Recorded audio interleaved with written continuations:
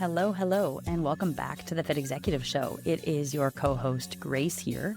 Today's episode's a little bit different. You're about to listen in on a real conversation from our weekly Fit Executive Boardroom Call. This is a private group call where our clients, who are all business owners, come together to talk with Arne about the real challenges behind building a powerful body, a strong business, and also leading a meaningful life. I really enjoyed this conversation. I was eavesdropping. So I heard this last night and decided to upload it as a podcast episode because I found it very meaningful. They're going to chat a little bit about delegation within their business, leadership, letting certain people down in their lives in order to please others, and the identity shift between, you'll hear Jose saying, Jose 1.0 and Jose 2.0. This is a terminology that we use a lot in the coaching here.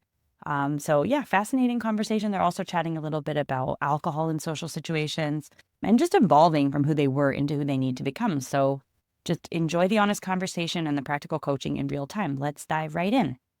Hey team, what's going on? Happy New Year to Jose. Haven't seen you in a while. Thank you, sir. Likewise. Thank you. Wow, you look great. You look amazing. Your face looks, I like the beard. Your face looks a lot leaner, man. Yeah, people keep on telling me that. Nice one. Okay, I know Dean has questions. I know Jose has questions. Todd, do you also have questions? I'm here to listen and learn. Excellent. Okay, me too. Here we go. All right, I'm in. Hey, Dean, what's up? All right, Dean, Jose, who wants to go first? I can go first. Go ahead. Sounds good. All right. Basically, the challenge that I have is that I'm finding my 2.0, and my 2.0 is different from my 1.0 because I am going to be the guy that is not drinking all the time or getting those 3 drinks in order to feel nice and so on. So now what changes is that I have to say no, but do it in a way that is not awkward or that people is not, oh, what's happening? But it's like my new normal, right? And it has to go like that at the beginning. Fake it until it becomes true. So that's the one challenge. And then the other challenge that I had was that I have been very work focused all of my life. Basically, my measure of myself up until I started this training and getting into know my health was how good was I at my job. And for me, what that meant is be there, you're like side to side with your people, that kind of stuff. But now, I want to reclaim some free time for myself. I want to reclaim some family time. I want to reclaim some friends time. So now I'm not the guy that I can be shoulder to shoulder. I have to be the guy that shows up and kind of delegates and steps back away. So that's one of the things I wanted to put on the table. How do you guys manage that? How do you elevate the expectation of the people that you work with, kind of thing, right? So yes, those are my 2 things that I wanted to discuss and see what you guys are doing in order to elevate your game. Okay, so just let me recap so that I know that I understood the question, right? Yeah. First of all, this going from 1.0 to 2.0, Jose, requires you to act differently. It looks like it. And also act differently around others. And saying no to things that you used to say yes to. Do you feel like people expect you to say yes? Yes. And you maybe even feel awkward because you're not used to saying yes or no yourself.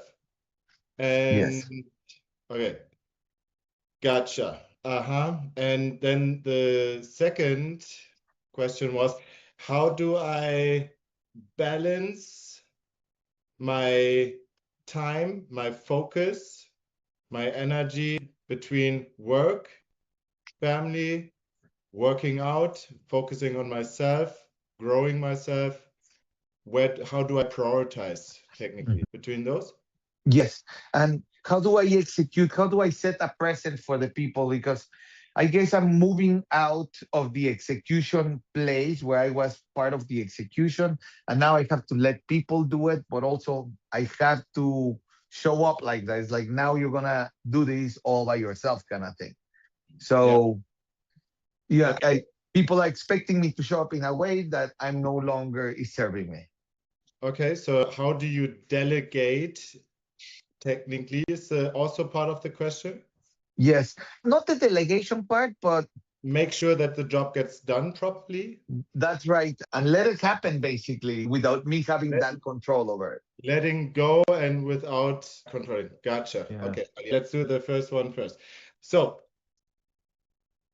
first of all, people will have expectations, and that is perfectly fine. The thing is, what matters most is what you expect from yourself. Who do you want to be? And this is the first step. You got to be very clear about who do you want to be and how does Jose 2.0 behave in those situations.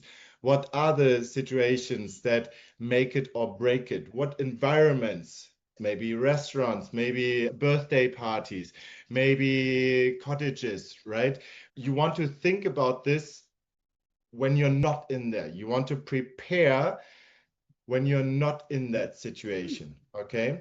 And then you gotta understand that people will expect your old behavior, because how else do they, like, should they act?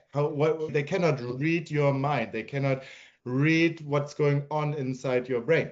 So they will have an expectation. You will have a certain expectation on how they react. And the thing is, this comes from us growing up in tribes. We used to grow up in tribes. Our ancestors 100,000 years ago, they had tribes. The size was around 100, 150. And inconsistent behavior was dangerous to the tribe. If someone lights a fire at night when the bears are out and the predators are out, they would put the whole tribe in danger, right? So they have a certain agreement on how to behave. And the thing is, it used to be a life or death situation. And our subconscious reptile brain is still in this fight or flight mode when it comes to social behavior. We are wired, it's an instinct that status is something we constantly assess, right? We always put ourselves somewhere in a hierarchy, and we want to meet the expectations of others. That's just an ingrained behavior. Okay, of course you can join the call. So that's one thing you got to understand about how your brain works, okay? Next thing you got to understand is, usually when someone expects you to drink, this is not a life or death situation, okay? This is the first thing that you gotta, where your prefrontal cortex, the thinking brain, needs to program the reptile brain and say, hey, buddy, everything is okay. You're not gonna die because you're saying no to the drink, or because you're having an alcohol-free beer instead of a Heineken, right? This is the first thing. And then they will also understand, hey, I am not going to die because Jose drinks a Heineken 0.0 all of a sudden. It doesn't really matter. He's still fun, he's still laughing, and that is one thing. What I recommend is to design your human environment by also, not making it a big deal. You don't have to justify it. You have the justice to make your own decision. This is already your right. You don't have to create that. It is your right to make those decisions, okay? That's another thing you have to understand. So you don't need to justify it. However, when they ask you, hey, why are we drinking the 0.0 here? Why are you not eating the nachos anymore? Why do you have a chicken breast with grilled veggies on the side, right? You can be like, because I like being that way. I enjoy it just as much. I have set a goal last year to turn my life and my body around, because I want to be there for my grandkids in 20 years, and I want to be in superior health. Now, I'm not going to judge you for having the nachos and having the beer and having the margarita, but this is how I decided to go about it. That doesn't mean that I will never have a margarita again with you, but today I'm not doing it anymore. And they will be like, makes sense. That's a strong why. Being able to play around with your grandkids. I know and then they will be like, oh yeah, my daddy, my buddy, they died way too young because they never made this decision. Makes perfect sense, right? So you want to tell them what you're doing. You want to tell them why you're doing it. And then you can also tell them how they can support you. If it is necessary. When it comes to family members, I do think that is helpful to tell them how they can support you by not laying having your trigger foods laying on the counter when you come home, when you're stressed from work, right? When you're tired, when you have made like a million decisions, when you're hungry, then the first thing is a box of Oreos and you're like, okay, like this is what Jose 2.0, 1.0 used to do. The thing is, in situations where we are stressed, where we have decision fatigue, where we're tired, we go to our default behaviors that used to work, because that's also a thing with our reptile brain. It likes behaviors that did not kill us in the past. Whether they were good for us long term is a different thing. The reptile brain doesn't care about this. All it cares about is, I survived doing this behavior. This is why firemen practice all the time with a real fire. They put a house on fire on purpose and then they practice everybody in position. This is why basketball teams, football teams, every sports team practices certain scenarios, because then when it's game day, they have this on autopilot, okay? So you want to practice those situations, at least in your head. How am I going to respond in the situation in your head? And then you will have wins and you will have losses. But if you do it this way, over time, you will get better. The thing is, when it comes to your buddies, they will see, oh, he's still fun. I didn't die today. Okay, next time they will be like, hey, Jose, do you want a non-alcoholic beer? And then the third time, they're like, no, Jose is not drinking. He's a fit guy, right? Hey, can you drive us? Cool, awesome. Right. But this is the process. You have to prove to yourself by keeping the promise to yourself that you're capable of it. Start with small steps. Don't try to conquer the world in one day. Try to do one little step at a time. Be better than you used to be. And then over time, you build the confidence in yourself. And then it's not even, this is how you behave. This is your new normal. This is what you expect from yourself, right? Mhm. Lots of different angles, but I think overall, at least to me, it all made sense. Does it make sense to you? No, it makes perfect sense. And actually, not only makes sense, but it also is changed to the next question, because I feel really bound. And basically, you explained it really well, by the expectation of other people.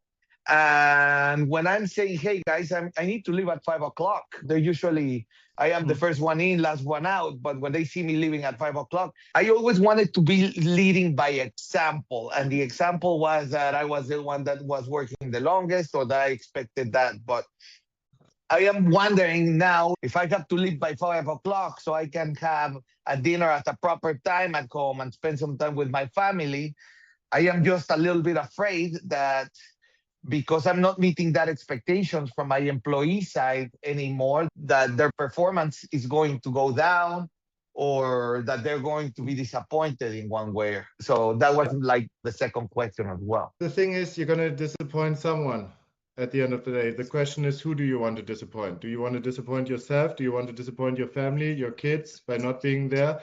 Or do you want to disappoint the employee? Who's the most important thing to you, right? Or the most important part to you? And then again, it comes down to the why. If you tell them, hey, I'm leaving at 5 o'clock today because makes all the difference. Because I made a promise to my kids that I'm going to play with them after dinner, or that I'm going to watch the game with them, or whatever it is that you made a promise to yourself, or that I be home at dinner and not be working behind a desk, right? So it comes to prioritizing up front. You don't make the decision at that point. You make the decision, you create a system around it, you make it once, and then they will get used to it. Might take a moment. There might be fuck ups that gonna happen. There might be things that you would have done differently. But then it comes to creating system also around quality control, right? You gotta do that with them together. Tell them this is the outcome that I expect. Now, what is your idea to get to that outcome? Go through the plan, the strategy up front, and then maybe coach them, mentor them in on that strategy and be like, great, is this doable for you? Get the agreement. Okay, cool. Now, this is a timeline, doable. Yes, great. Different tasks require different delegation strategies and different quality controls. What I do with my team is I review their calls with them together. Like we have an online coaching business. The sales team, I review the call recordings with them. With the coaching team, I review everything. I review the check-ins. I review the check-in calls, the weekly progress assessments to coach them on what they can do better. And they love it, right? But they get to make their own decisions. And I want them to be their master, because if they only specialize on this one thing, they're going to get so much better than I am, who's running the business, who's putting up the goals, who's quality controlling the coaching team, the sales team, the like creating new lessons here for the mastermind. Like I have to split my attention. They can specialize on one thing. So if the outcome is clear, happy clients, zero cancellation rate, a certain amount of book calls for the sales team, right? Then we're going to find strategies how to get there. And I'm still looking over their shoulders. I'm giving them KPIs and I coach them on these KPIs. Right. But this is how you create leverage. If you try to do everything yourself, Exactly. you're working your ass off, and it never ends. There's always going to be another task. There's always going to be another something, another fire to put out. And if you're the only guy who knows how to deal with it, it's going to suck in the beginning, but it's going to get better over time. And then as you grow your problems as well. But you will always have problems. The thing is, you ask yourself, what problems do I want to have? Kind of goes hand in hand with who do I want to disappoint? Correct. But do I want to have small problems or do I want to have big problems? Warren Buffett and Bill Gates, they have freaking big problems. They have like hundreds of thousands of employees all over the world, right? They have big problems, but they grew their personalities to handle those big problems. So exactly. And that's my task right now. All we can do is grow. And growing is challenging, but growing is also fulfilling. The times where you grew the most were uncertain, like when you met your wife and you were dating and you were falling in love. There was a lot of uncertainty because you didn't know each other, but it was so good, right? When your wife was pregnant, there was a lot of uncertainty. There was also a lot of focus going into this birth at some point, right? And then the birth or the day of the birth, a lot of uncertainty, a lot of like trouble in the air, right? Wow, where are we going? What's going to happen? And then it's the most fulfilling thing ever. And growing a business is the same for me, at least. And I said it to myself this way. Yes, growth can be painful, but it's fulfilling. And this is how we create meaning in our life. And this is the beauty of life. Exactly. It's when it comes down to that, it's good to be very clear about what your why is.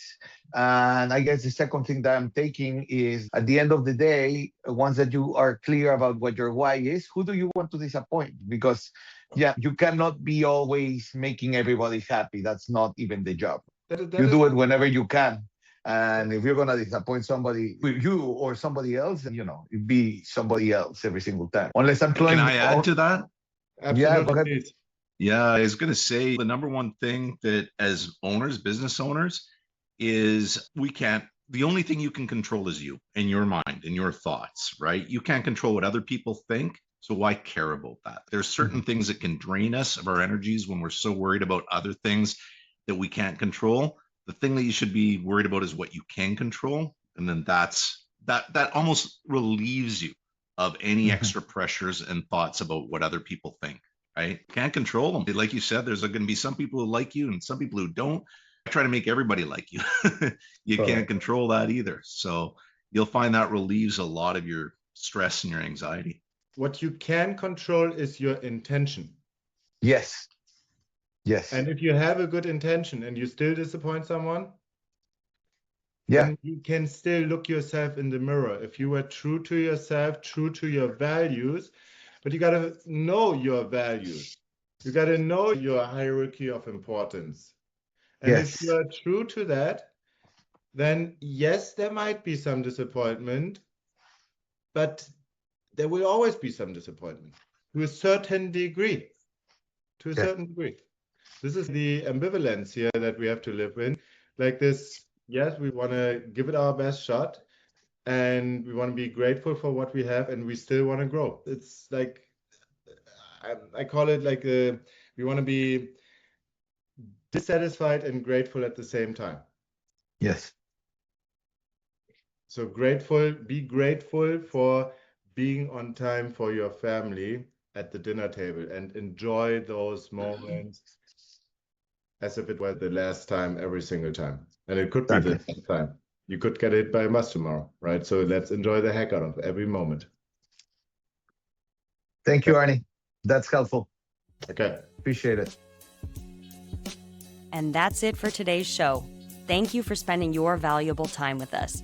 If you want to lose weight but don't want to do it all by yourself, go to arnewildner.com/call and book an appointment for a free 15-minute phone call with us where we'll look at your situation, your obstacles, and your goals to find out if and how we can help you.